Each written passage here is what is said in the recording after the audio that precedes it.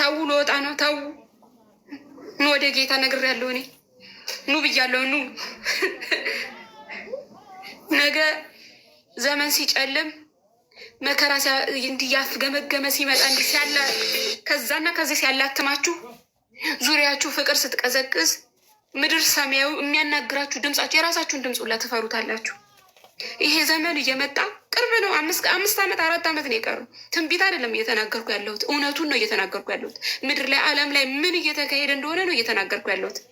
እየተነበይኩ እኮ አይደለም የሚሆነው ነገር እያልኩ ሳይሆን እየሆነ ያለውን ነገር ነው የማወራው። ከ4 እና ከ5 ዓመት በኋላ ወደ ጌታን የምትቀበሉ አላችሁ ብሎ የሚጠይቃችሁ ድምፅ ይናፍቃችኋል።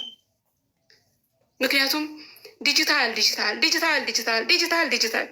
ዓለም በዲጂታል ወልድ ትራፕ ትደረጋላችሁ።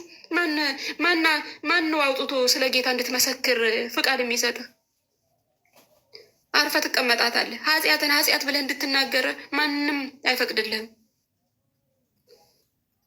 ሲስተሙ ይዘጋጋል። ስለ ኢየሱስ ክርስቶስ የምታወራ ከሆነ ወደታች ነው የሚወረውረው። የአካውንቱን ባን ነው የሚያደርገው። እዚህ ጋር ስድብ መሰዳደብ ይቻላል፣ ይፈቅዳል። ስድብ አንተ ክራይስቱ ስለሆነ የሚገለጠው የሚመጣው የክርስቶስ ተቋሚ ስለሆነ መሰዳደብ ይቻላል። ቁጭ ብሎ ስለ ኢየሱስ መናገር አይቻልም። ኃጢአትን ኃጢአት ነው ማለት አይቻልም። አፕ ይህ ስለ መማማሪያ ስለ እግዚአብሔር የሚያወሩ አፕ መጽሐፍ ቅዱስ ስልክ ላይ ያሉትን እንዲህ ነው በአንዴ ነው የሚያወርደው። ዓለም ዲጂታል ትሆናለች። ኮሚኒኬሽኑ የሚሆነው ከቴክኖሎጂ ጋር ብቻ ነው። ከስልካችሁ ጋር የሆነ ቦታ ልትከፍሉ ስትሄዱ ቤት ሰራተኛ አይደለም ከሴትዮዋ ጋር ተሳስቃችሁ እንዴት ነሽ ምን ብላ እስኪ አይዲን ስጠኝ ምናምን አትልህም። ሄደ ጤጤው የምታደርገውን አድርጋ ከማሽን ጋር ነው። ህይወትህ ማሽን ነው የሚሆነው። ማሽን የምትኖረው ከማሽን ጋር ነው። ፍቅር ትቀዘቅዛለች ይላል የእግዚአብሔር ቃል። ትንቢት ነው። ፍቅር ትቀዘቅዛለች፣ ልብ ይቀዘቅዛል። የሚያዋራህ የለም፣ አዳማጭ የለም። አንዲት መስመር ስታወራ የሚያዳምጥ የለም።